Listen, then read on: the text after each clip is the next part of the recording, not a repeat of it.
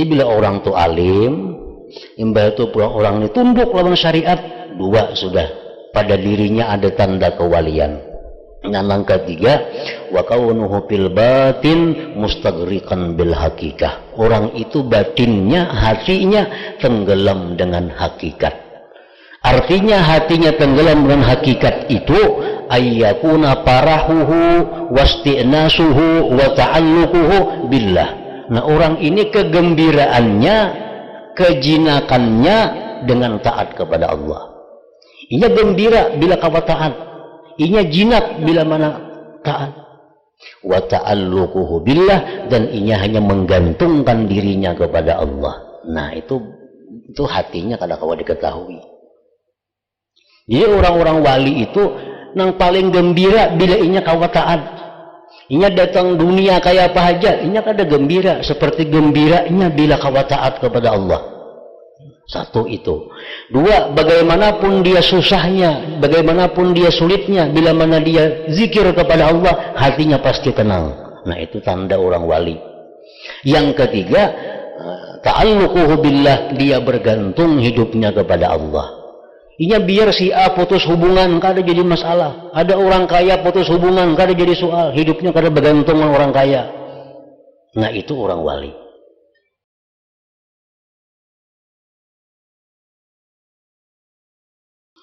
Makna kalam Imam Al-Ghazali rahimahullah wa nafa'ana bi'ulumihi fid dharaini amin.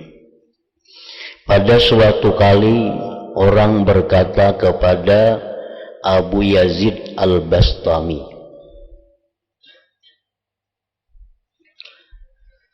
ceritakan kepada kami wahai Syekh Abu Yazid Al-Bastami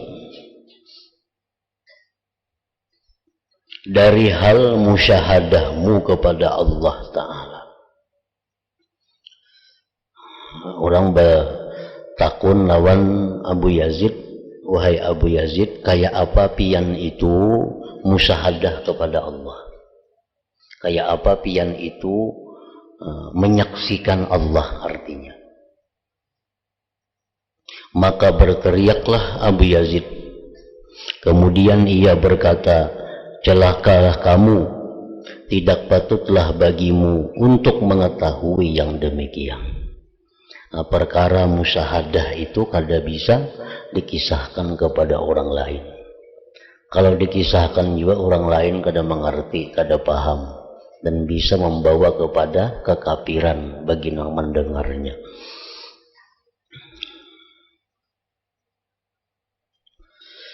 Nah, ceritakanlah kepada kami bagaimana engkau musyahadah kepada Allah. Ujar Abu Yazid, celaka engkau, tidaklah patut bagimu untuk mengetahui yang demikian. Kemudian ia ditanya lagi, ceritakanlah kepada kami mengenai kuatnya mujahadahmu bagi dirimu pada jalan Allah. Kemudian orang bertanya lagi kepada Abu Yazid, bagaimana kuatnya mujahadah pian di jalan Allah itu? Bagaimana kuatnya pian memerangi nafsu di jalan Allah? Abu Yazid menjawab, ini juga tidak boleh diperlihatkan kepadamu. Kemudian Abu Yazid ditanya lagi, maka ceritakanlah kepada kami mengenai latihan untuk dirimu pada permulaan mujahadahmu. Nah, Abu Yazid berkata, ya, saya mengajak diriku kepada Allah. Kalau permulaannya itu boleh dikisahkan. Tapi kalau perjalanan mujahadah itu kada patut dibuka, apalagi musyahadah itu. Nah, kalau permulaannya, ujar Abu Yazid, aku pertama mengajak diriku ini kepada Allah, mengajak nafsu kepada Allah. Tentu yang pertama itu nafsu seseorang itu namanya nafsu ammarah.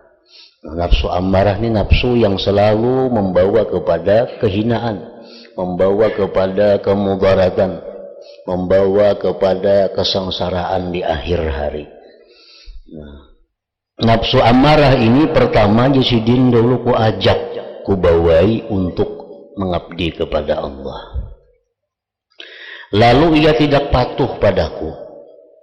Nafsu amarah itu kalau diajak memangnya kada mau patuh, karena gawiannya amarah itu selalu kepada hal-hal yang negatif, hal yang maksiat. Perbuatan-perbuatan maksiat yang kita lakukan itu umumnya dari nafsu amarah. Dari nafsu amarah. Keinginan-keinginan untuk bersenang-senang di dunia, walaupun akibatnya susah di akhirat, nah itu ajakan nafsu amarah. Keinginan-keinginan yang bersenang-senang di awal, di permulaan, walaupun susah di belakang hari, itu ajakan nafsu amarah. Nafsu amarah ini nafsu yang paling kada suka diajak bersakit-sakit untuk bersenang kemudian, paling kada ketujuhnya. Nafsu amarah ini mengajak kita benyaman-nyaman dahulu, bersakit-sakit kemudian. Nah itu gawian nafsu amarah. Orang berzina contohnya. Kan zina ini hukumannya bisa dipukul 100 kali, bisa dihukum rajam, tapi ajakan nafsu amarah kadang memandang kepada akibat, nang dipandang kesenangan sesaat. Berzinalah kamu, masalah hukuman tuh kaina yang dipikirkan. Nah ini gawian nafsu amarah. Ada duit yang haram, ambil duit yang haram itu, perkara tuh betul kaina. Nah ini nafsu amarah. Selalu memikirkan, menginginkan yang senang terlebih dahulu. Karena ujungnya kayak apa, kata penjara, kakak ada tahu kisah lagi. Nah jadi ujar Abu Yazid, nah, pada awalnya nafsu amarahku ini kubawai untuk taat kepada Allah. Maka kada maunya, kada mau, tidak patuh padaku. Maka saya berazam padanya. Lalu ujar Abu Yazid, amun ikam kada mau patuh kepada Allah, ikam akan kuhukum, wahai nafsu amarah. Ikam akan kuhukum, ikam akan kusiksa. Nah, siksaannya apa? Untuk meninggalkan minum air selama 1 tahun, dan saya berazam untuk meninggalkan tidur 1 tahun. Nah ikam bila kada mau menurut jar Abu Yazid, ikam kada ku nginumi setahunan ini lawan banyu, dan ikam kada ku guringakan selama 1 tahun. Nah, dalam bab suluk itu disebut ngarannya mu'aqabatun nafsi, menghukum diri, menghukum nafsu. Nafsu amarah ini kalau kada dihukum demikian, kada akan bisa menjadi nafsu lawamah, kada akan bisa berubah menjadi nafsu lawamah. Sedangkan untuk menjadi mutmainnah itu perlu dahulu lawamah ini. Urutannya nafsu amarah, nah, diajak, dipaksa, dikarasi, dihukum kalau perlu. Banyak cerita-cerita dahulu orang-orang aulia Allah dalam perjalanannya itu, dalam perjalanannya mereka menghukum diri mereka karena diri mereka itu kada patuh kepada Allah. Ada di antara mereka itu yang melarang matanya untuk melihat yang haram. Tahu-tahu si mata ini kenapa ketujuh melihat yang haram, maka sudah dilarang itu jangan melihat yang haram, wahai mata.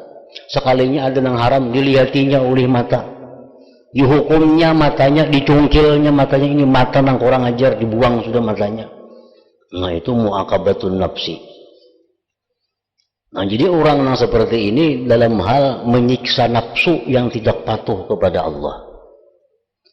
Nah jadi sidin tadi begitu dicungkil sidin matanya, karena ini mata nang ketujuh maksiat, nang ada pemaksian nih, dicungkil mata, kada bermata lagi sebiji. Lalu ada orang kemarau panjang, orang minta hujan, kada hujan-hujan juga hari. Lalu sidin berdoa, ya Allah, dengan amal hamba yang pernah mencungkil mata karena mata ini maksiat, maka hujanilah kami. Maka hujan hari pada ketika itu. Nah, diberi Allah karamat, diberi Allah kemuliaan. Orang yang menghukum dirinya sendiri yang tidak patuh kepada Allah Subhanahu wa taala. Nah, jadi di sini Abu Yazid Al-Bastami beliau menceritakan tentang awal perjalanan Sidin. Beliau hukum diri Sidin, beliau muaqabatun nafsi. Nah, kita ini biasanya muhasabah. Kita biasa muhasabah, kuciak-kuciak di situ kamari. Muhasabah itu menghitung diri, menganalisa diri yang dahulu. Itu muhasabah. Mestinya muhasabah itu kada sampai di situ, ditindaklanjuti muhasabah itu dengan muaqabah. Karena kalau muhasabah aja kada ada maknanya. Muhasabah itu ya Allah, hamba banyak maksiat lawan Engkau. Mata hamba sering memandang yang haram, tangan hamba sering memegang yang haram, perut hamba sering diisi dengan yang haram. Itu muhasabah itu kada ada maknanya kalau kada ditindaklanjuti dengan muaqabah, menghukum diri yang salah. Nah, jadi Abu Yazid ini beliau begitu muhasabah, ternyata nafsu Sidin itu ada dua yang paling berat. Satu melawan air, dua melawan guring. Sidin kalau kada makan tahan aja, tapi kalau kada minum kada tahan. Kada guring, kada kawa juga. Nah, jadi dua ini yang berat bagi Sidin. Lalu Sidin hukum diri Sidin itu dengan hukuman kada boleh minum setahun, kada boleh guring setahun. Nah ini muaqabah nang keras. Namun kita bertahap muaqabah itu, kada usah bertahun-tahun nang kada guring. Semalaman gini cukup. Misalnya hari ini tadi banyak melihat nang haram, hari ini banyak melihat nang kada baik. Nah, malamnya dihukum mata baca Quran semalaman. Itu pun sudah luar biasa. Itu pun sudah mendatangkan manfaat yang besar kepada diri kita. Aduh, sebetahun-tahun itu menghukum diri semalaman aja cukup. Nah, bila kada muaqabah itu kada ada artinya muhasabah. Sama kita misalnya, aku ini banyak hutang lawan nikam lah. Semalam 1.000, harinya 2.000, semalamnya 3.000, bayarnya kada. Nah, apa gunanya menghitung itu? Nah, kan muaqabah ini membayar, artinya membayar kesalahan kita. Nah, bila sudah kita muaqabah dan muaqabah nafsu itu diperlukan mujahadah, kesungguhan yang kuat. Bila kada mujahadah, kada akan bisa kita muaqabah itu, menghukum diri. Bila kita kada sungguh-sungguh bujur, kita kada akan bisa muaqabah, menghukum diri. Nah, bila sudah mujahadah, ini usaha dari hamba, dari salik. Seorang salik itu usahanya yang bisa dilaksanakannya adalah muhasabah, menghitung diri apa-apa yang berat bagi nafsuku. Dihukum nafsu dengan demikian, bersungguh-sungguh menjalankan hukuman itu. Nah, sampai di situ batas usaha hamba. Nah, bila sudah kita bujur-bujur mujahadah itu, Allah akan memberikan kepada kita yang namanya muhadharah. Nah, ini anugerah dari Allah berkat perjuangan kita. Allah beri muhadharah. Muhadharah itu apa artinya? Kita akan selalu merasa Allah Ta'ala itu hadir. Muhadharah akan merasa Allah Ta'ala selalu ada, merasa selalu ada. Kita masuk kamar, merasa Allah Ta'ala itu ada. Kita ke pasar, merasa Allah Ta'ala itu ada. Dimanapun kita berada, selalu merasa hadir Allah itu. Nah, itu kada bisa kita dapatkan. Allah kada memberi itu kalau terlebih dahulu kita kada melalui proses muhasabah, muaqabah, dan mujahadah itu. Kada bisa. Nah, bila muhadharah itu selalu hadir Allah Ta'ala itu, karena diberi Tuhan pulang kita, nangarannya itu mukasyafah. Nah, mukasyafah itu artinya dibuka Tuhan hijab. Nah, dibuka Tuhan hijab. Jadi bukan hanya kita merasakan Allah Ta'ala itu hadir, tapi kita sudah melihat hati kita dengan Allah Ta'ala itu. Nah, ini sudah dibuka Allah hijab itu. Bila sudah dibuka Allah hijab itu, mukasyafah ngarannya. Nah, kita hati sudah memandang kepada Allah, itu ngarannya musyahadah tadi. Nah, jadi musyahadah itu sesuatu jalan yang panjang, yang kada bisa kita dapat dengan mudah, kecuali diberi Allah pertolongan. Makanya tadi minta kisahkan lawan Abu Yazid, kisahkan bang lawan kami musyahadah pian, kada kawa dikisahkan. Musyahadah itu mujahadah pun kada kawa dikisahkan. Yang kawa dikisahkan ini adalah awal pertama riyadhah, awal pertama kita menghukum diri. Nah, itu kawa dikisahkan kepada orang.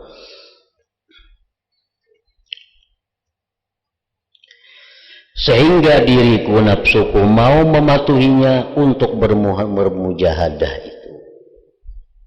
Dan nafsu ini kalau kita hukum dengan mujahadah, kita hukum dengan sungguh-sungguh, dia akan patuh. Itu sudah dijamin. Kalau kita bujur-bujur mendidik diri kita bujur-bujur mendidik nafsu kita, pasti patuh. Itu Al-Quran sudah menjamin, walladzina jahadu fina lanahdiyannahum subulana. Orang yang bujur-bujur bersungguh-sungguh pasti dia Tuhan. Bersumpah Tuhan tuh lamul kasam, lanahdiyannahum, sungguh kami berikan dia petunjuk kepada jalan kami. Artinya kalau kita hendak bujur-bujur mau membaiki diri, Allah pasti menolong, pasti baik diri kita. Nah, Allah pasti menolong, pasti baik. Kalau kita bujur-bujur hendak meluruskan nafsu kita supaya bujur, hendak jadi orang baik, pasti baik. Asal bujur-bujur. Nang mau kada baik tuh kada bujur-bujur, banu hendak banu kada. Nah, ini Allah kada menolong.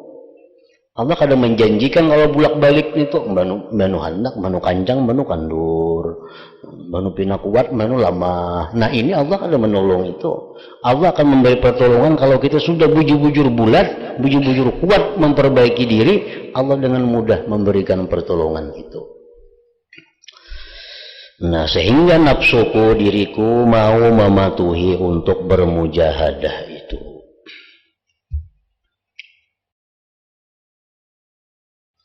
Imam Ghazali dalam Ihya Ulumuddin menjelaskan hukuman-hukuman yang patut diberikan bila mana kita melanggar sesuatu yang diperintah oleh Allah.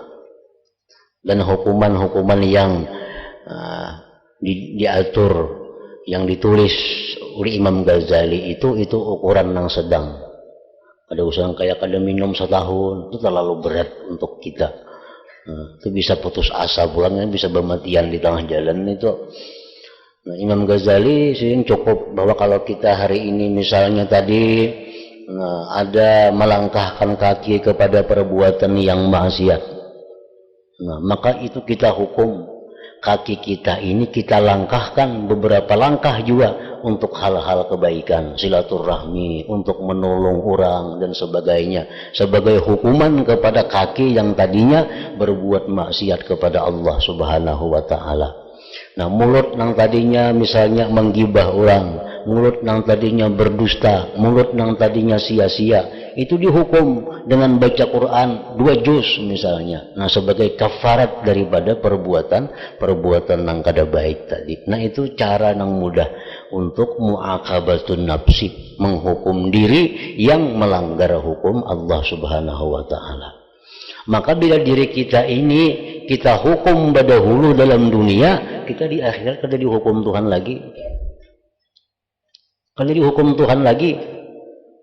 Berarti sebenarnya maksiat, melangkah kepada maksiat, kita hukum dengan melangkah kepada menolong orang.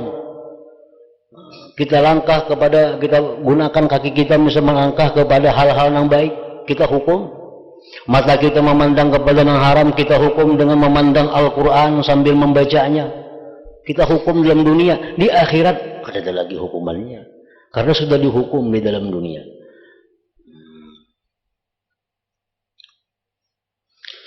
Diceritakan oleh Yahya bin Mu'adz bahwa ia melihat Abu Yazid pada sebagian musyahadahnya dari sesudah salat Isya sampai terbit fajar, di mana ia menduduki pangkal kedua tapak kakinya, mengangkat kedua lekuk tapak kakinya serta kedua tumitnya dari lantai, mengheningkan dagunya di atas dadanya, memandang dengan kedua matanya dan tidak berkedip. Yahya bin Mu'az terus berkata, kemudian Abu Yazid pada waktu sahur dan melamakan sujud itu. Kemudian Sidin duduk lalu berdoa Abu Yazid tadi, ya Allah, sesungguhnya suatu kaum meminta kepadamu. Minta kepadamu artinya minta karamah. Ada orang-orang yang minta kepada engkau, ya Allah, karamat, lalu engkau berikan kepadanya bisa berjalan di atas air dan bisa berjalan di atas udara. Maka mereka senang dengan yang demikian itu, dan saya berlindung denganmu daripada yang demikian itu. Artinya, wahai Tuhan, banyak orang-orang yang minta kepada engkau karamat, engkau berikan dia karamat, dan hambamu ini tidak minta karamat kepada engkau. Dan hambamu ini tidak minta karamat kepada engkau. Suatu kaum meminta kepadamu, maka engkau berikan kepadanya bumi menjadi dekat dalam perjalanan. Ya, karamat itu ada yang diminta, ada yang kada. Ada memang orang yang minta karamat, diberi Allah karamat. Ada orang yang kada minta, diberi Allah juga karamat. Macam-macam karamatnya itu, ada yang bumi dilipat oleh Allah. Hari ini nya berada di sini, tapi jam berikutnya berada di mana, nang jauh, nang mungkin beberapa hari hingga sampai ke sana. Nah, itu karamat juga. Kayak wali-wali abdal. Nah, itu mereka setiap subuh mereka berjalan keliling dunia. Ada nang keliling negeri aja sesuai pangkatnya di sisi Allah. Mereka akan menjenguk orang-orang yang dikasihinya. Subuh naik ke rumah sini, orang rumah ada tahu pang, ada melihat keadaannya, dimana naik ke sini, naik ke sana, naik ke sana, naik ke sana. Karena subuh orang bang sampai di rumahnya pulang berbulik. Nah, itu yang diberi Allah karamat tayyul ardi ngarannya, didekatkan bumi baginya. Ini ke misalnya ke Surabaya, kayak menyebelah rumah aja, 2 langkahnya sampai ke Surabaya situ. Itu diberi Allah karamat. Nah, ada orang-orang yang minta kepada engkau, ya Allah, diberikan karamat seperti demikian, maka mereka senang atas pemberian itu. Dan saya berlindung kepadamu daripada yang demikian itu. Abu Yazid ulun kada hendak itu, wahai Tuhan. Dan suatu kaum meminta kepadamu, ya Allah, lalu engkau berikan kepadanya perbendaharaan bumi. Ada yang minta kepada Allah, minta luasakan rezeki, diberi Allah rezeki, siang malam datangkan rezeki ke rumahnya, kadang-kadang kisan lagi. Ini minta diberi Tuhan itu. Maka ia senang atas pemberian itu, dan saya berlindung kepadamu untuk meminta yang demikian. Ulun kada minta keluasan rezeki itu. Sehingga ia menghitung dari karamat para wali lebih dari 20 makam. Ada yang minta kepada engkau, ya Allah, ini ulun kada minta itu. Ada yang minta kepada engkau, ya Allah, demikian, ulun kada minta itu. Kemudian Abu Yazid berpaling, maka ia melihatku, ujar Yahya bin Mu'az tadi. Begitu Abu Yazid menoleh, melihat lawan aku. Dan ia lalu memanggilku, wahai Yahya. Yahya bin Mu'az, saya menjawab, ya wahai tuanku. Ia bertanya kepadaku, sejak kapan kamu berada di sini? Kamu berada di sini? Saya menjawab, sejak sesaat ini. Kemudian ia diam, Abu Yazid al-Bastami tadi. Maka saya bertanya kepadanya, Abu Yazid, wahai penghuluku, ceritakanlah kepadaku akan sesuatu. Isahakan pang napaka kawan ulun nina.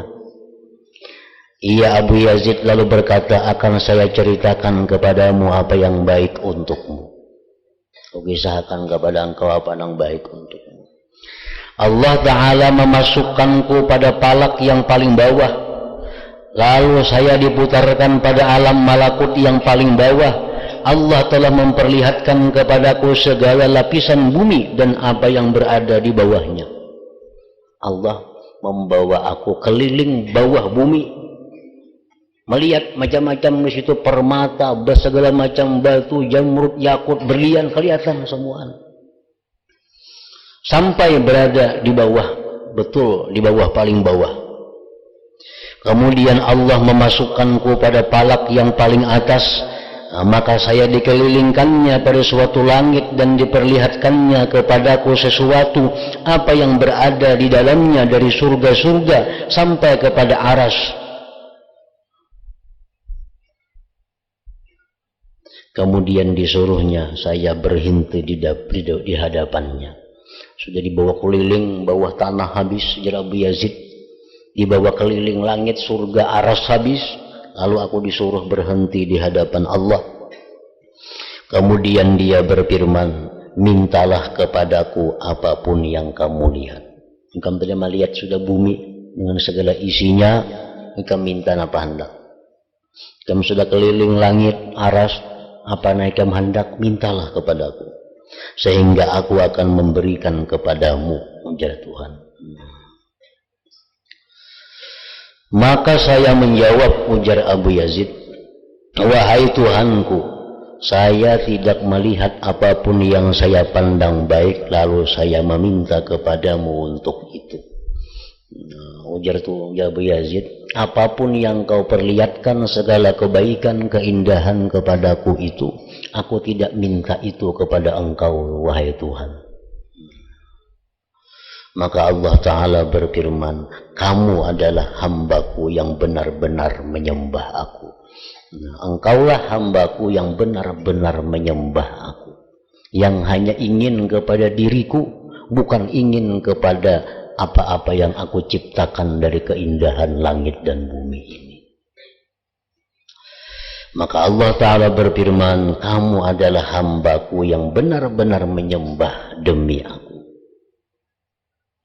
Sungguh aku perbuat untukmu, sungguh aku akan perbuat untukmu. Lalu diterangkannya oleh Abu Yazid beberapa perkara. Yahya bin Mu'adz lalu berkata, maka ceritanya itu, ujar Yahya, kisah Abu Yazid tadi mendahsyatkanku, penuh pikiranku atas cerita itu, dan heranlah aku daripadanya. Lalu saya bertanya kepadanya, kepada Abu Yazid, wahai penghuluku, mengapa kamu tidak meminta ma'rifat kepadanya? Jangan minta ma'rifat, Pak. Ada hendak pian minta surga, ada hendak pian minta permata, jangan minta ma'rifat aja, Pak.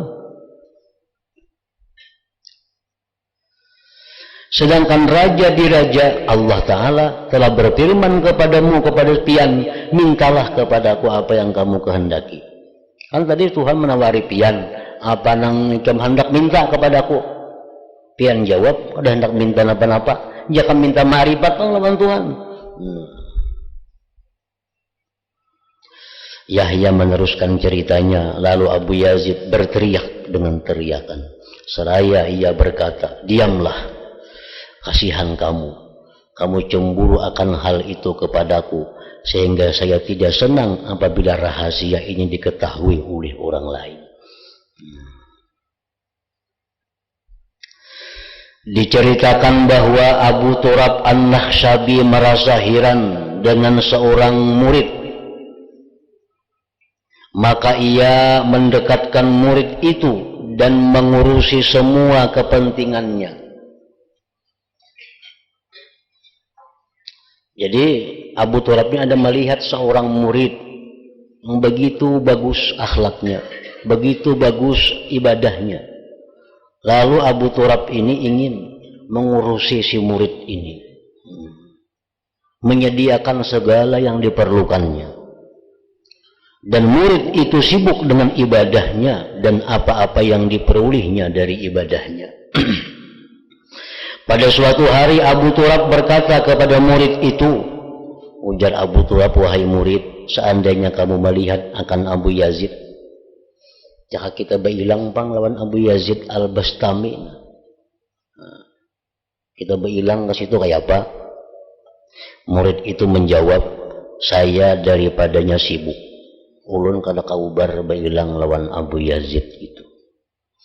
Maka ketika Abu Turab sering menyebut-nyebut, seandainya kamu melihat akan Abu Yazid, jika ikam ini berhilang kepada Abu Yazid sekali-sekali kayak itu. Dijawab oleh si murid tadi, ulun sibuk bana pang, banyak bana wirid, banyak bana amalan macam-macam, habis waktu ada kau lagi berhilang lawan Abu Yazid itu. Beberapa kali dibawai oleh Abu Turab si murid ini. Maka tergeraklah perasaan marah murid itu. Murid ini rupanya sarik juga, harus dibawai kepada Abu Yazid. Dan ia berkata, ujar si murid, kiranya apakah yang bisa saya perbuat dengan Abu Yazid? Saya telah melihat Allah Ta'ala. Bapak kepada Abu Yazid itu, ulun melihat Tuhan sudah, ada perlu Abu Yazid lagi. Nah, ujar si murid tadi. Apakah yang bisa saya perbuat dengan Abu Yazid? Saya telah melihat Allah Ta'ala. Nah, artinya pemahamannya, apakah wadah manusia berhilang? Ulun ini sudah beribadah, ini sudah bagus. Ulun ini beribadah taat kepada Allah. Ulun ini membaca wirid, membaca zikir. Lebih baik pada berhilang kepada Abu Yazid manusia itu. Kan ulun ini menghadap Allah, beribadah, berzikir. Mana baik yang berhilang manusia Abu Yazid itu? Nah, ujar si murid tadi. Abu Turab berkata, maka bangkitlah tabiatku dan saya tidak dapat menguasai diri. Maka saya berkata, ujar Abu Turab, celaka kamu wahai murid, celaka kamu. Kamu tertipu dengan Allah Azza wa Jalla. Seandainya kamu melihat Abu Yazid satu kali, niscaya lebih bermanfaat untukmu daripada kamu melihat Allah 70 kali. Ikam ini tertipu dengan ibadahmu wahai murid. Andai kata ikam bertamu Abu Yazid itu ikam sejam aja, lebih baik daripada ibadah ikam 70 tahun. Abu Turab meneruskan ceritanya. Maka heranlah anak muda itu dari ucapannya, dan ia mengingkarinya. Heran si murid, mengapa? Lebih baik berhilang Abu Yazid satu mat daripada beribadah 70 tahun. Lalu murid itu bertanya, bagaimana bisa demikian? Mana dalilnya? Berhilang Abu Yazid satu mat abdal pada beribadah 70 tahun.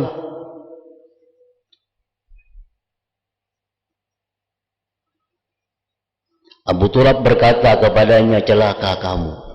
Bukankah kamu telah melihat Allah di sisimu? Maka ia tampak bagimu atas kadar tingkatanmu. Dan kamu melihat Abu Yazid di sisi Allah yang telah ditampakkan olehnya atas kadar tingkatannya. Alasannya tahulah ikam beribadah kepada Allah. Allah akan memberikan rahmat kepada engkau sekadar apa ibadahmu itu. Engkau beribadah kepada Allah, Allah memberikan engkau rahmat sekadar apa nilai ibadah engkau. Tapi kalau engkau duduk dengan Abu Yazid, Allah akan memberikan rahmat dengan kadar Abu Yazid diberikan kepada engkau. Nah, mana hebatnya ibadah engkau dengan ibadah Abu Yazid Al-Bastami? Bila engkau duduk di sampingnya, engkau bertatap pandang dengannya, engkau diberikan Allah rahmat dengan rahmat yang seperti Allah berikan kepada Abu Yazid Al-Bastami itu.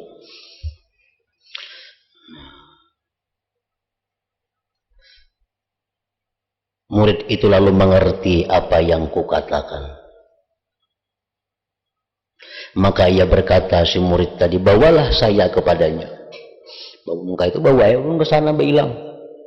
Maka Abu Turab menerangkan kisahnya, di mana ia mengatakan pada akhir kisahnya, maka kami berdiri di atas suatu tempat yang tinggi, kami menunggu Abu Yazid supaya ia keluar untuk kami dari hutan. Dan adalah Abu Yazid bertempat tinggal di hutan yang di dalamnya ada binatang-binatang buas. Abu Turab meneruskan ceritanya, maka lewatlah Abu Yazid di hadapan kami dan ia telah membalik tutup kepalanya ke belakangnya. Lalu saya katakan kepada pemuda itu, inilah Abu Yazid. Nih ya orangnya dengaran Abu Yazid. Maka lihatlah kepadanya, pandanglah dia. Pemuda itu lalu melihat kepada Abu Yazid, maka pingsanlah pemuda tadi. Kemudian kami menggerak-gerakannya, tiba-tiba ia telah meninggal dunia. Mati sudah pemuda tadi. Maka kami saling tolong menolong untuk menguburkannya. Lalu saya berkata kepada Abu Yazid, wahai penghuluku, pandangannya kepadamu mematikannya. Begitunya melihat pian langsungnya siup mati. Abu Yazid berkata, tidak, bukan pandangannya itu, akan tetapi temanmu benar dan telah bertempat di dalam hatinya suatu rahasia yang tidak terbuka baginya dengan sifatnya.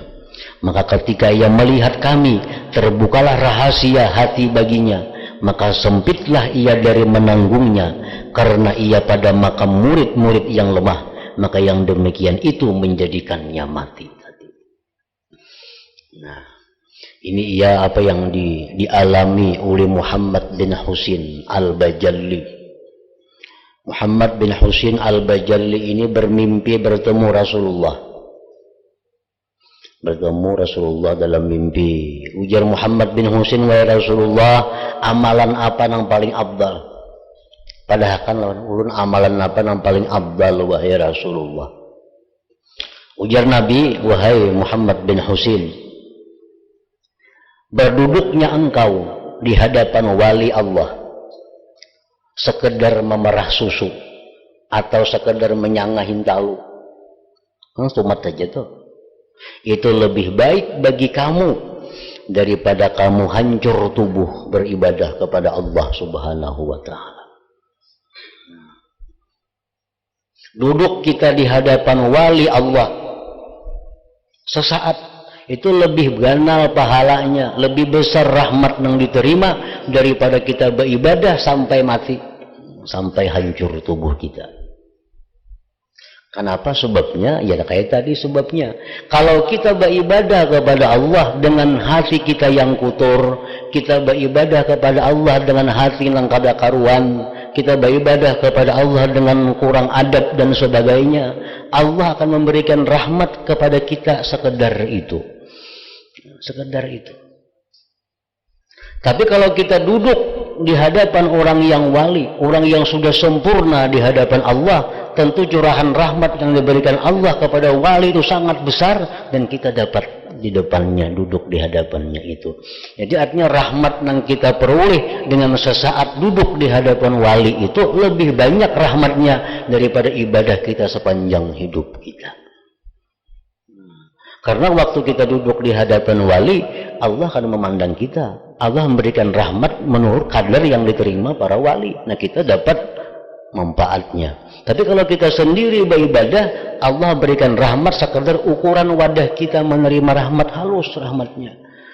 Karena dengan hati yang masih kotor, adab yang kada baik dan sebagainya. Nah, jadi itu yang maksud hadis Nabi dalam mimpi tadi. Ikan duduk sesaat di hadapan waliullah itu lebih baik daripada engkau beribadah sepanjang umur engkau sampai hancur tubuh engkau.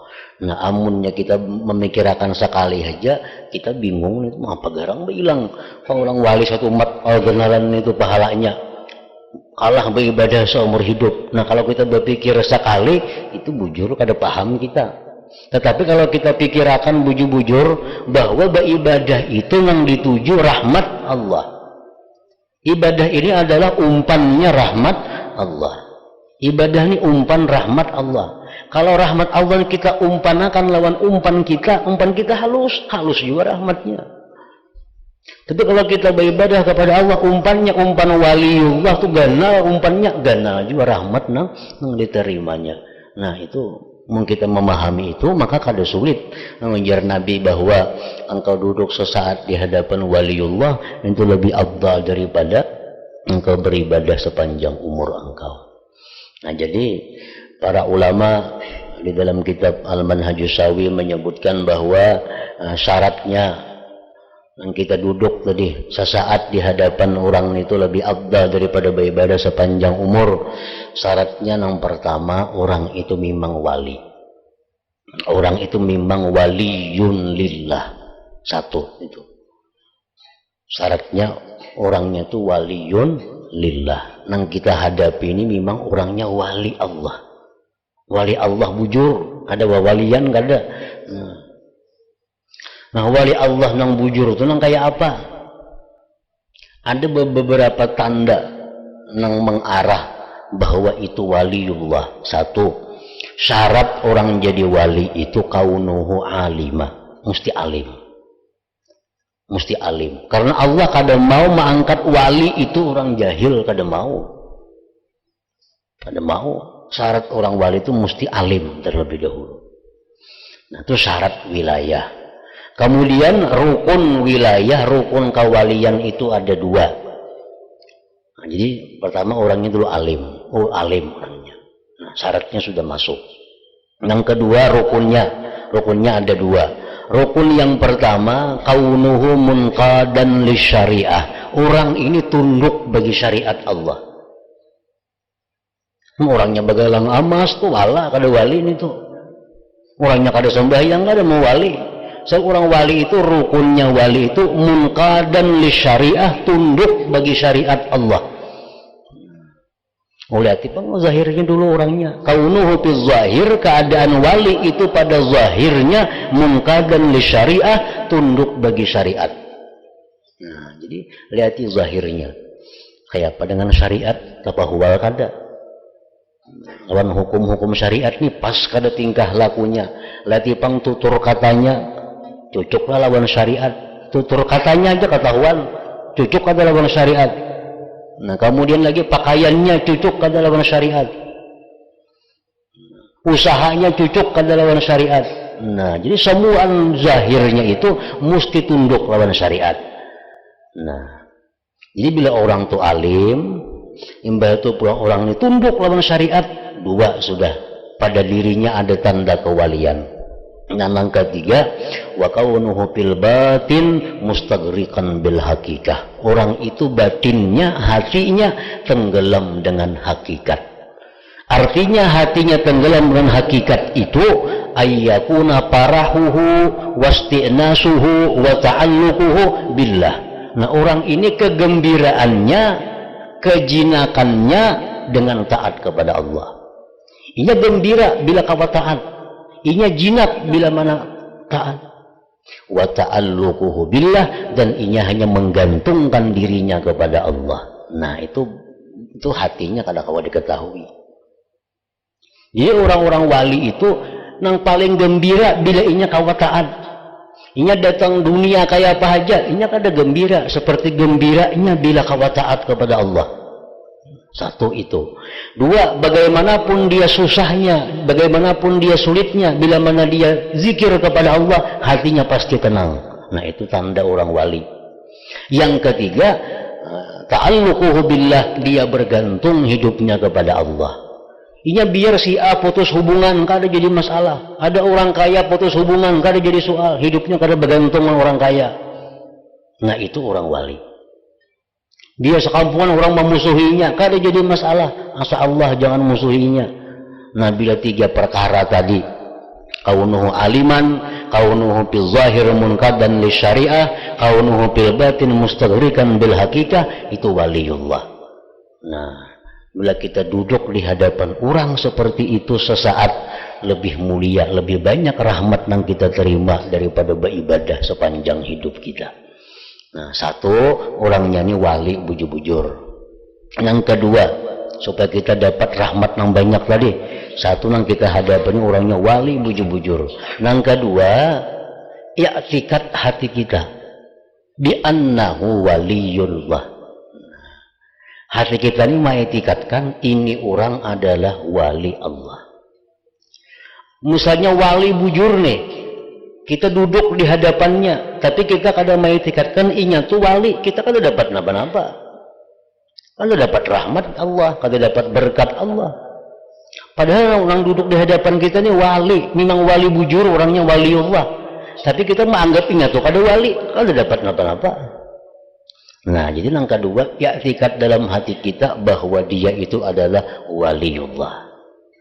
Nah, yang ketiga, bil adabil kamil, dengan adab yang sempurna. Nah, dengan adab yang sempurna. Jadi kalau kita nyata bahwa di hadapan kita ini wali orangnya, kita i'tikadkan bahwa si jin itu wali, dan kita hadapi dengan adab yang sempurna. Nah, sesaat kita di hadapan si jin itu, lebih banyak rahmat yang kita terima daripada kita beribadah sampai mati.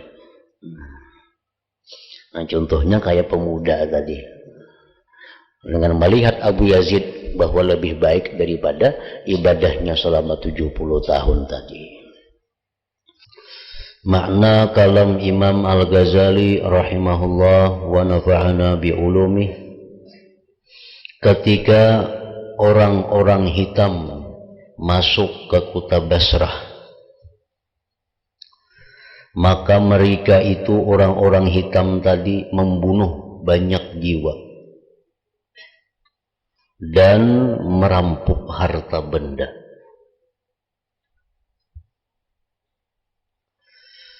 Maka berkumpullah teman-teman Sahal kepadanya, lalu berkata, alangkah baiknya jikalau kamu meminta kepada Allah Ta'ala untuk menolak mereka. Nah, kota Basrah dimasuki gerumbulan, yang mana gerumbulan itu membunuh banyak orang di Basrah itu, merampok harta-harta mereka, memperkosa perempuan-perempuan mereka. Sedangkan di waktu itu ada seorang waliullah yang bernama Sahal bin Abdullah At-Tustari, yang mana Imam Sahal ini dikenal orang sebagai wali dan mujabud dakwah, doanya selalu dikabulkan Allah. Lalu orang-orang datang kepada Sahal bin Abdullah, wahai Sahal, andai kata engkau berdoa kepada Allah supaya orang-orang zalim, gerumbulan-gerumbulan itu meninggalkan Basrah ini, karena sudah banyak orang-orang kita yang mati, harta dirampas, perempuan diperkosa, dan lain-lainnya. Jadi alangkah baiknya engkau, wahai Sahal, berdoa kepada Allah supaya mereka meninggalkan kota Basrah ini. Nah, Sahal diam, kada menjawab permintaan kawan-kawannya tadi. Lalu ia berkata, ujar Sahal, sesungguhnya Allah Ta'ala mempunyai hamba-hamba, mempunyai wali-wali di negeri ini. Padahal di Basrah ini, ujar Sahal, banyak para wali. Jikalau mereka itu berdoa atas kebinasaan orang-orang yang zalim, jika mereka orang wali-wali yang di Basrah itu mau berdoa lawan Tuhan agar orang-orang gerumbulan itu dibinasakan oleh Allah, niscaya tidak ada di atas bumi seorang zalim pun kecuali mati dalam satu malam. Padahal di Basrah itu banyak para wali. Andai kata mereka itu mau berdoa agar orang zalim itu dimusnahkan, niscaya pada malam itu seluruh orang zalim di muka bumi ini habis binasa. Akan tetapi mereka tidak mau melakukannya. Tetapi wali-wali itu kadang mau berdoa kepada Allah agar perampok-perampok itu dijauhkan, agar gerumbulan-gerumbulan itu meninggalkan Basrah. Mereka kadang mau berdoa. Jakanya ini hakun berdoa, ujar Sahal, kadang alih. Akan tetapi mereka tidak mau melakukannya. Seseorang bertanya kepadanya Sahal, mengapa? Kenapa kada hakun berdoa? Orang kita banyak nang mati, harta dirampas, wanita-wanita dibunuh, diperkosa. yang berdoa lawan Tuhan supaya bulikan perampok itu. Sahal menjawab, karena mereka tidak menyukai apa yang tidak disukai olehnya Allah Subhanahu wa Ta'ala. Artinya para wali itu mereka berdoa kepada Allah kalau sudah ada isyarat dari Allah untuk berdoa. Nah, si wali-wali itu mereka akan berdoa kepada Allah kalau ada isyarat, ada petunjuk dari Allah untuk berdoa. Selama tidak ada isyarat dari Allah untuk berdoa, mereka tidak akan berdoa. Dan mereka pasti akan mengetahui apa hikmah yang terjadi di belakang kejadian-kejadian itu.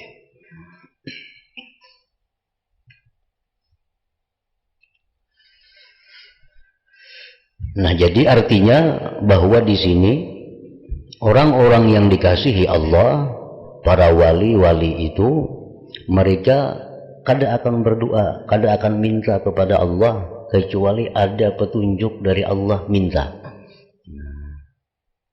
Kecuali ada isyarat dari Allah, berdoalah. Nah, hanya mereka mau berdoa. Walaupun itu musibah, walaupun itu bencana, apapun, selama belum ada isyarat petunjuk dari Allah untuk berdoa, nah, mereka kada akan berdoa, kada akan minta dikeluarkan dari musibah, dari bencana itu. Nah, apa isyarat yang mereka dapat dari Allah sehingga mereka itu bisa berdoa, sehingga mereka itu mau berdoa? Nah, isyarat yang diberikan Allah kepada mereka itu untuk berdoa artinya bahwa doa mereka itu kada bertentangan dengan apa yang ditakdirkan oleh Allah Subhanahu wa Ta'ala. Nah, apabila yang mereka kehendaki itu kada sesuai dengan apa yang ditakdirkan oleh Allah pada masa dahulu, pada masa azali, Allah kada akan memberikan isyarat kepada mereka untuk minta kepada Allah.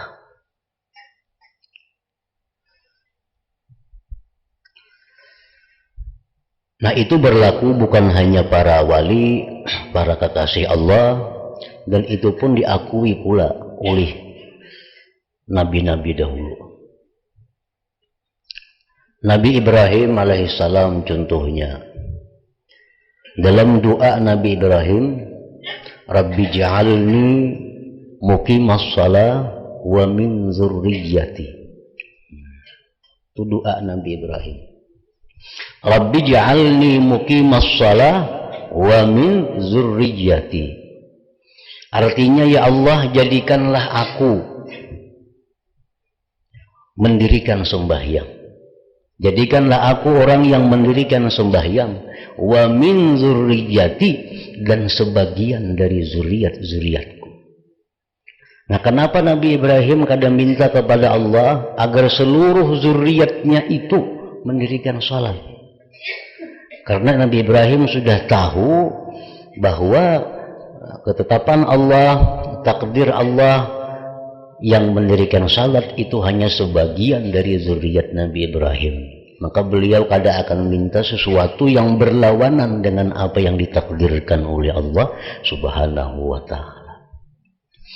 Nah, orang-orang yang waliullah itu mereka mendapatkan keterbukaan dari Allah, atau istilahnya mukasyafah atau kasyaf ngarannya, dibukakan oleh Allah tentang sebagian daripada takdir yang akan terjadi.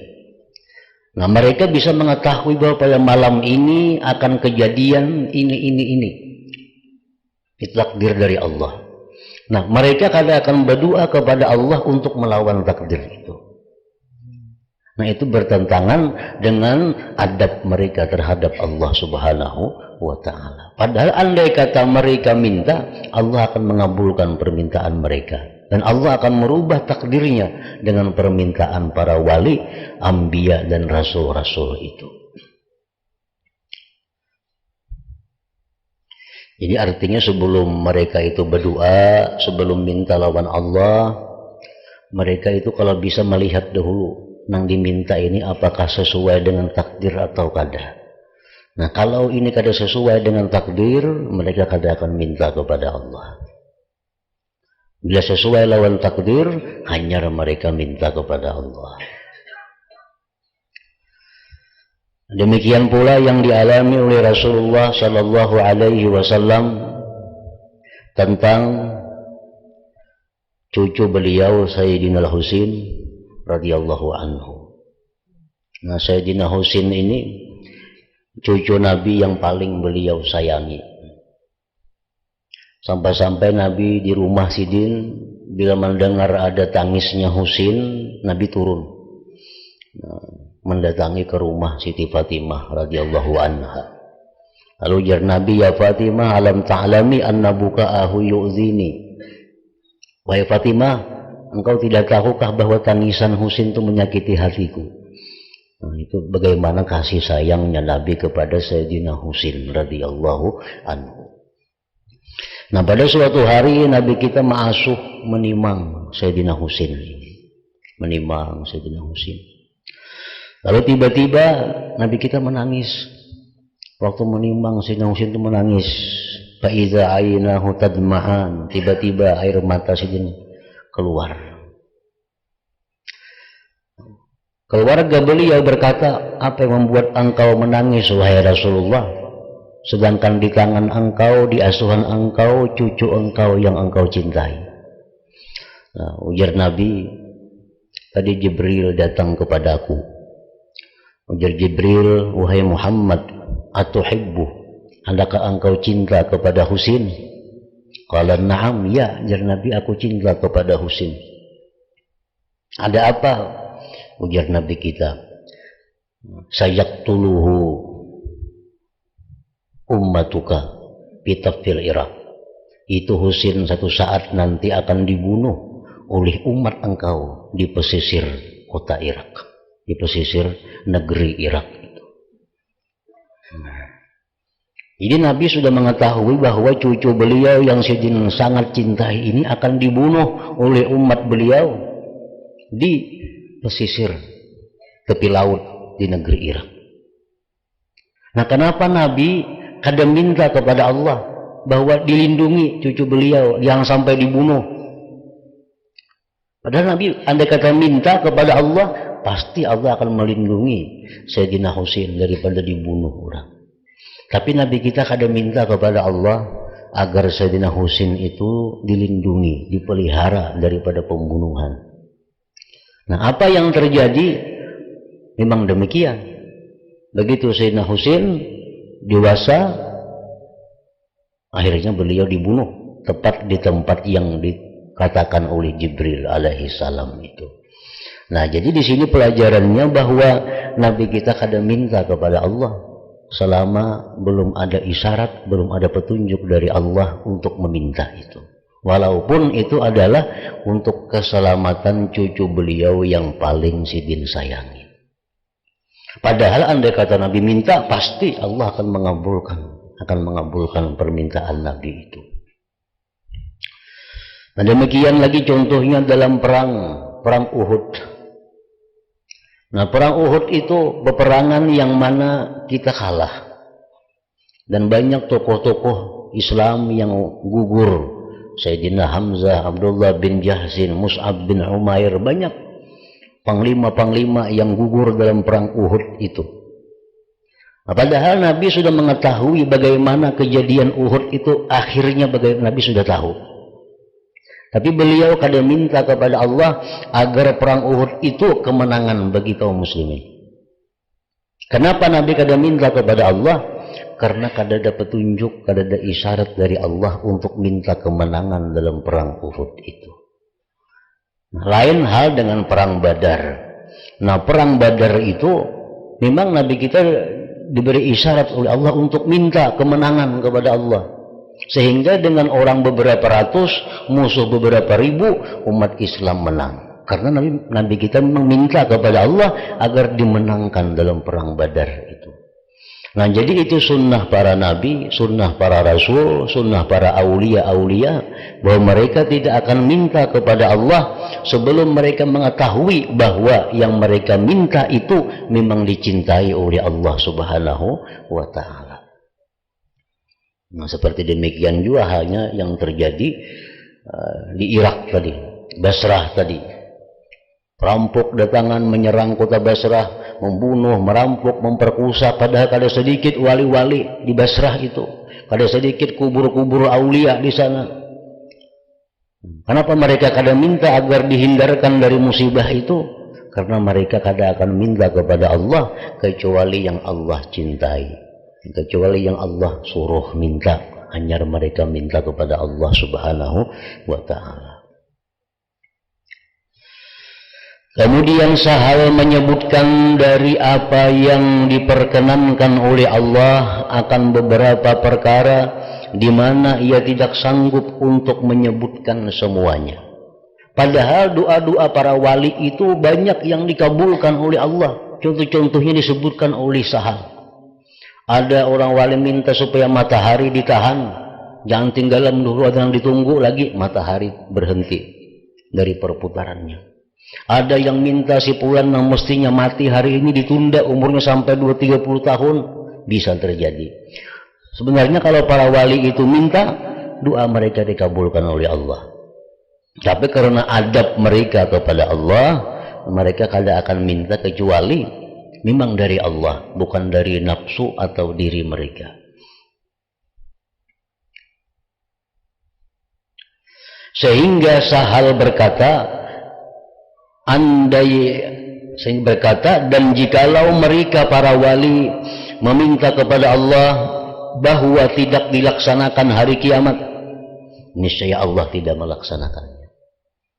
Andai kata wali-wali itu minta, ya Allah, kalau usah kiamatan sudah, kada jadi kiamat. Nah, cuma permintaan mereka seperti itu tidak disukai oleh Allah, karena Allah sudah menentukan kiamat itu pasti akan terjadi. Jadi kalau minta yang lain-lain lebih inting lagi, kiamat kada jadi kiamat. Kalau minta yang lain masih inting. Tapi mereka itu kada melakukan karena itu kada dicintai, kada disukai oleh Allah Subhanahu wa Ta'ala. Dan inilah perkara-perkara yang mungkin pada dirinya. Memang terjadi demikian adanya. Sejarah-sejarah demikian. Maka barang siapa yang tidak beruntung dengan sesuatu pun daripadanya, maka tidak semestinya ia kosong dari mempercayai dan beriman dengan kemungkinannya.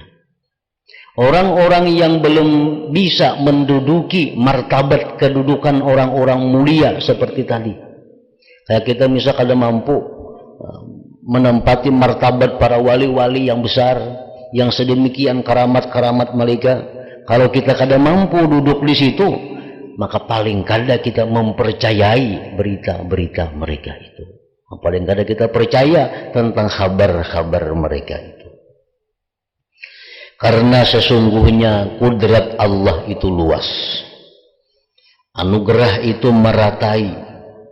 Keajaiban alam mulki dan alam malakut itu banyak. Dan kekuasaan Allah Ta'ala itu tidak ada kesudahan baginya, dan anugerah Allah kepada hamba-hambanya yang dipilihnya itu tidak ada batas akhirnya. Jadi kalau kita misalkan ada kaum alami seperti pengalaman mereka, kita kada bisa mujahadah seperti mujahadahnya mereka, kita kada bisa mukasabah seperti mukasabahnya mereka, kita kada bisa musahadah seperti musahadahnya mereka. Nah, minimal kita mempercayai apa yang disampaikan oleh mereka itu.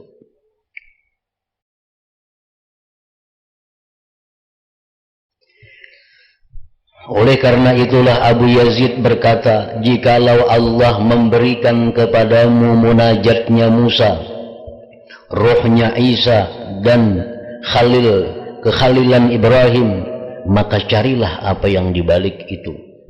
Sesungguhnya di sisinya Allah kekuasaan yang melebihi itu berlipat ganda. Artinya andai kata kita sudah diberi Allah kedudukan martabat seperti martabatnya Nabi Isa, seperti martabatnya Nabi Ibrahim, martabat yang lain-lainnya diberi Allah, tetap kita disuruh minta kepada Allah agar ditinggikan lagi martabat itu, karena martabat itu kada ada kesudahannya di sisi Allah Subhanahu wa ta'ala. Jangan merasa puas dengan apa yang diberikan Allah kepada kita, baik itu ibadah zahir atau ibadah batin. Jangan merasa puas, karena yang lebih luas daripada itu masih tersedia di sisi Allah Subhanahu wa ta'ala.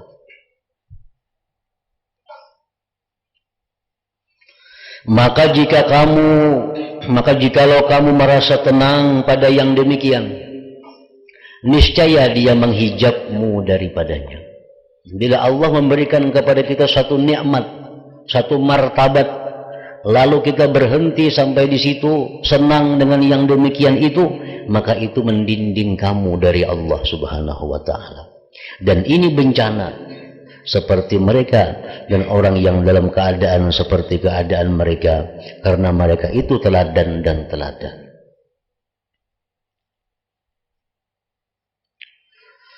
Sebagian orang yang arifin berkata, diperlihatkan kepadaku 40 bidadari. Nah, ini kisah mereka yang sudah dapat mukasafah, terbuka hijab dari Allah, sehingga dia bisa melihat alam malakut. Alam malakut itu macam surga, itu alam malakut, neraka alam malakut, barzah termasuk bagian alam malakut. Kita melihat bidadari itu bagian dari alam malakut ngarannya, bukan alam mulki wasyahada. Kalau alam yang kita hadapi ini ngarannya alam mulki wasyahada. Nah, orang melihat bidadari itu berarti dia sudah bisa melihat alam malakut. Nah, orang yang arif ini berkata, aku melihat 40 bidadari. Saya melihat mereka itu berlinggang-lingguk di atas udara. Mereka memakai pakaian dari emas, perak, dan mutiara. Bunyinya gemerincing dan berlinggang jalannya. Maka saya memandangnya kepada mereka satu kali pandangan. Maka saya disiksa. Dihukum selama 40 hari karenanya.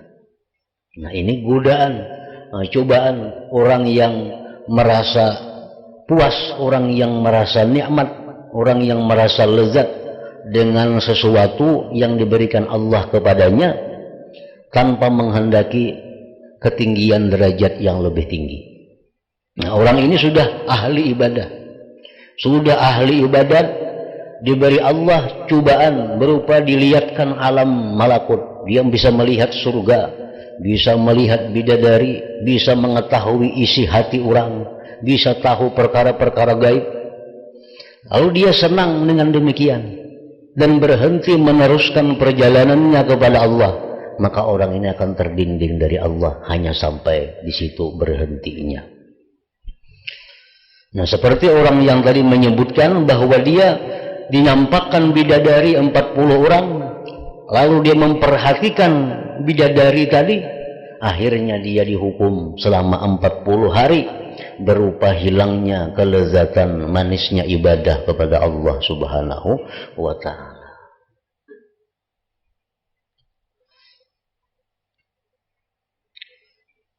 Orang yang hatinya banyak bergantung kepada selain Allah, orang yang hatinya banyak mencintai lebih daripada mencintai Allah, orang ini pasti kada akan dapat apa yang dinamakan halawatul iman, manisnya iman. Kada akan dapat orang ini halawatul ibadah, manisnya ibadah itu. Karena itu hukuman bagi orang yang hatinya masih bergantung kepada selain Allah, itu jelas sudah akan dihukum. Hukumannya apa? Dicabut, dijauhkan manis ibadah daripadanya. Padahal itu bukan sesuatu yang haram. Cuma karena hati kita ini begitu bergantung kepada itu, mencintai luar biasa kepada itu, sehingga kita lupa kepada Allah. Nah, itu kita akan dihukum sudah dengan manisnya ibadah itu. Orang yang berbuat dosa, berbuat maksiat kepada Allah, itu sudah kita ketahui orang ini akan dihukum oleh Allah. Hukumannya apa? Bisa kada diberi Allah taufik untuk beribadah. Itu secara nampak zahir orang suka melakukan haram, berkata yang haram, melihat yang haram. Ini orang kada akan bisa untuk melakukan ibadah-ibadah yang afdal, ibadah-ibadah yang mulia. Karena itu perkara-perkara yang haram. Kalau orang yang suka memperbuat yang makruh-makruh, walaupun inyak bisa beribadah, tapi inyak kada akan diberi kehusuan dalam ibadah itu. Karena masih suka berbuat yang makruh. Nah, jadi kalau orang suka berbuat yang haram, beribadah pun berat. Apalagi khusyuk, apalagi manis. Nah, kalau orang suka berbuat makruh, beribadah bisa mudah, tapi kada diberi kehusuan ibadah itu. Nah, orang yang berbuat yang haram sudah dijauhkannya, yang makruh dijauhkannya, tinggal lagi orang ini suka berbuat yang sia-sia, yang lalai kepada Allah. Nah, dia bisa melakukan ibadah, bisa khusyuk, tapi kada dapat manisnya ibadah itu. Nah, seperti orang arifin dari berkata, suatu hari aku dinampakkan bidadari, maka aku terpesona melihat bidadari itu. Akhirnya aku dihukum 40 hari kehilangan manisnya ibadah kepada Allah Subhanahu wa ta'ala.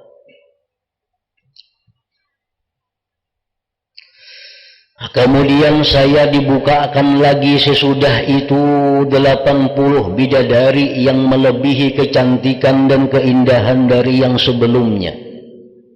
Ini sudah tobat nih, sudah menyesal.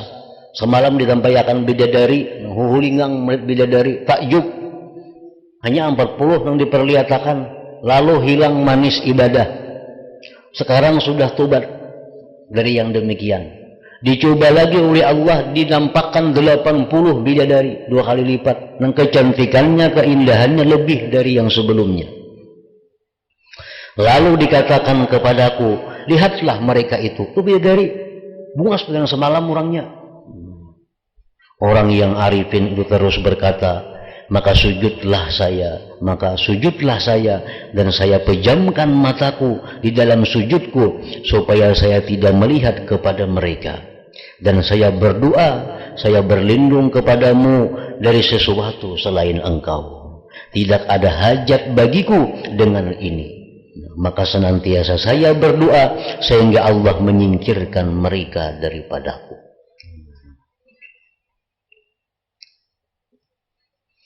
Maka contoh-contoh muka syafah ini dibukakan. Semestinya tidak semestinya diingkari oleh orang mukmin. Mesti jangan diingkari, jangan kada dipercayai. Karena bangkrutnya untuk mendapatkan yang seperti itu. Arti bangkrutnya itu karena dia tidak mendapatkan seperti itu. Karena dia kada mendapatkan seperti itu, hendaknya dia jangan mengingkari kepada orang yang mendapatkan itu. Misal sama-sama beribadah nih, sama-sama beribadah, sama-sama berzikir. Lalu jarang kawan, aku tadi ada melihat orang baju jubah masuk ke sini, buas orangnya. Aku udah melihat. Nah, ya jangan mengingkari itu, karena seorang mungkin kada melihat, kawan bisa melihat. Nah, tidak sepantasnya orang mukmin itu mengingkari apa-apa yang terjadi bagi seorang mukmin lainnya daripada hal yang disebut dengan keterbukaan perkara-perkara yang gaib tadi.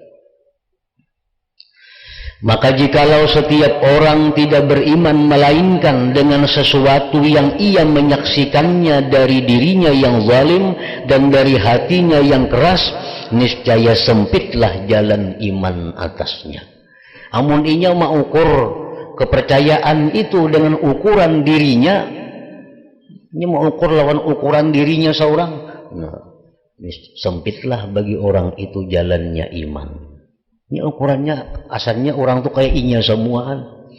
Nah, ada orang melihat bahwa percaya, buktinya aku juga kada melihat seorang jadi ukurannya. Nah, padahal seorang ini orangnya zalim, hatinya keras, tentu kada sama dengan kawan yang diberi Allah anugerah berupa mukasyafah, keterbukaan tadi.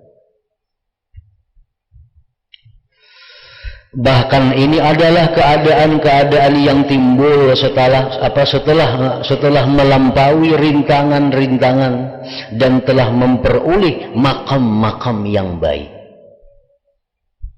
Orang yang diberi Allah mukasyafah itu orang yang sudah berhasil melalui rintangan-rintangan dalam perjalanannya untuk ma'rifat kepada Allah itu.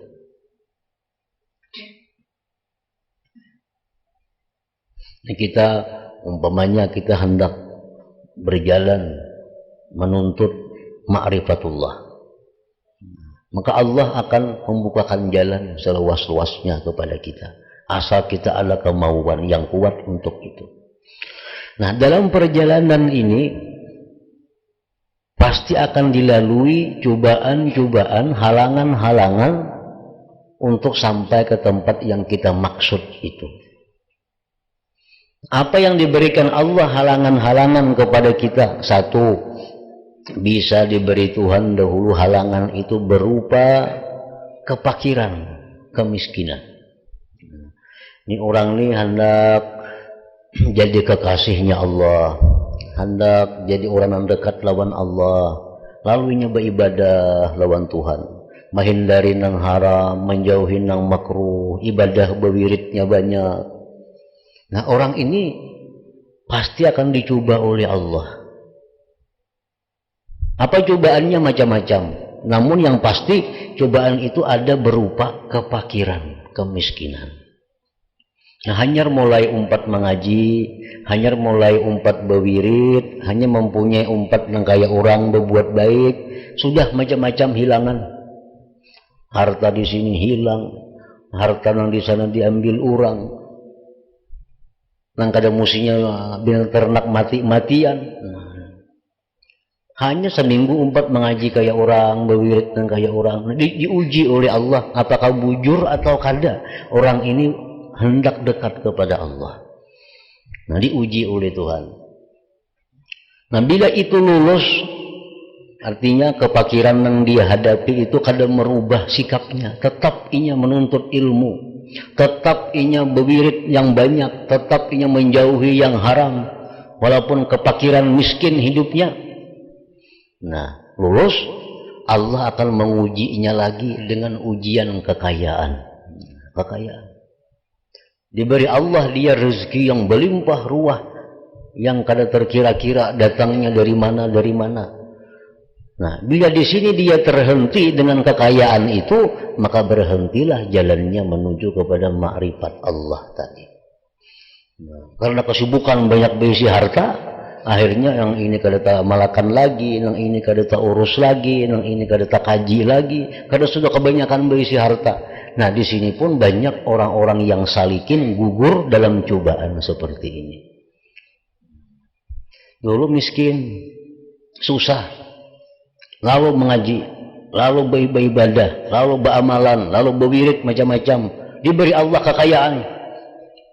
Nah, lalu akhirnya mengaji kada kaubaran lagi, berwirid kada kaubaran lagi, sembahyang berjamaah kada sempatan lagi karena kebanyakan yang diurusi. Nah, ini berarti orang ini gugur di dalam ujian ini. Nah, bila ujian kekayaan ini dia selamat, dia bisa lulus, itu masih banyak cobaan-cobaan zahir berikutnya. Cobaan zahir seperti apa lagi? Seperti celaan, nah, hinaan, fitnahan, caci maki kepadanya, ulak-ulak memusuhi, tetangga-tetangga memusuhi, padahalnya macam-macam. Ini sebenarnya cobaan dari Allah, bagaimana dalam menjalani jalan Allah, apakah terus atau ia sibuk menghadapi cobaan-cobaan itu. Nah, celaan, cobaan, cercaan, caci maki yang ditujukan kepada kita kada perlu ditanggapi mestinya, kada perlu dibalas, kada perlu didoakan mudahan inya matian, kada perlu. Bahkan disuruh doakan kebaikan, berikan kemaafan kepadanya. Nah, bila kita mampu demikian, kita lulus dalam menghadapi ujian itu. Nah, jadi orang mencela, mencaci maki, menghina, ada di urusan. Kada perlu dilayani, kada perlu ditanggapi, kada perlu dibalas. Karena ini adalah cobaan Allah untuk meneruskan jalan kita. Bila kita terus yang demikian itu, cobaannya akan datang lagi. Cobaannya apa pulang? Orang dulu yang mencela kita, sekarang memuji kita. Orang dulu memusuhi kita, sekarang jadi mencintai kita. Orang dulu yang menjauh kita, datang kepada kita. Orang semuaan memuji, menyanjung, menghormati kepada kita. Nah, ini cobaan juga. Bila dia larut dengan demikian, sibuk dengan banyaknya urusan-urusan penggemar-penggemarnya yang datang kepadanya, nah akhirnya ini melumpuhkan jalannya kepada ma'rifat Allah Subhanahu wa Ta'ala. Nah, ini ngarannya ujian-ujian yang dimasukkan dalam ujian babak yang pertama seorang yang menuju jalan Allah itu. Karena ini dianggap masih ujian zahir ngarannya. Ini masih intim. Nah, bila ini lulus lagi, Allah memberi pulang ujian berupa sedikit dibuka Allah pintu mukasyafah tadi. Nah, itu masuk ke ujian yang sedikit lebih berat lagi. Diperlihatkan Tuhannya bidadari, walaupun tangannya hanyar. Diperlihatkan surga, gerbangnya hanyar. Diperlihatkan. Bila orang ini senang dengan demikian, dia merasa puas dengan apa yang dihasilkan ini, nah dia akan terhenti daripada jalan ma'rifatullah itu. Nah, jadi melalui perjalanan yang panjang, cobaan-cobaan seperti itu bisa lulus seseorang dalam sebulan, bisa lulus dalam 6 bulan, dalam sehari, 10 tahun, 70 tahun, tergantung Allah Subhanahu wa Ta'ala yang memberikan petunjuk hidayah kepada orang tersebut. Nah, itu yang disebut ngarannya setelah melampaui rintangan-rintangan dan telah memperoleh makam-makam yang banyak, yang sekurang-kurangnya adalah ikhlas dan mengeluarkan bagian-bagian nafsu dan memandang makhluk dari semua amal perbuatan, baik yang zahir maupun yang batin. Kemudian menyembunyikan yang demikian dari makhluk dengan menutup halnya. Nah, kalau kita diberi Allah cobaan-cobaan seperti tadi, lalu kita sudah berhasil melampauinya, nah maka itu hendaknya disembunyikan daripada makhluk, kada perlu diceritakan, kada perlu dikisahkan, sehingga tinggallah dibintingi dengan binting khumul, tidak dikenal, tidak diketahui orang. Maka inilah permulaan suluk perjalanan mereka dan sekurang-kurang makam mereka. Dan itulah yang paling sukar didapat pada manusia yang bertakwa. Dan sesudah pembersihan hati dari kotoran berpaling kepada makhluk, maka melimpahlah padanya cahaya yakin dan terbukalah baginya pokok-pokok kebenaran. Dan mengingkari yang demikian dengan tanpa percobaan dan menjalani jalan itu berlaku sebagaimana berlakunya orang yang mengingkari terbuka gambar pada besi. Orang yang kada suah menjalani jalan itu, kada perlu mengingkari karena seorang belum pernah menjalani. Ini ujian pertama sudah dilaluinya, ujian yang kedua dilaluinya, sampai yang kelima ke enam ujian Tuhan dilaluinya. Lalu ia mengisahkan hal-hal yang didapatnya. Kita yang belum menjalani jangan mengingkari, karena kita belum suah menjalani kayak jalan inya. Sebagaimana orang yang mengingkari terbuka gambar pada besi. Kita ini diberi orang 2 potong besi. Kawan kita sepotong besi, kita sepotong besi. 2-3 bulan kemudian, ujar kita lawan kawan, besi na ampun kutu, aku kalau beceramin di situ. Ujar kawan kita nih, besi na ampun ku semalam tuh, kau beceramin di situ kelihatan.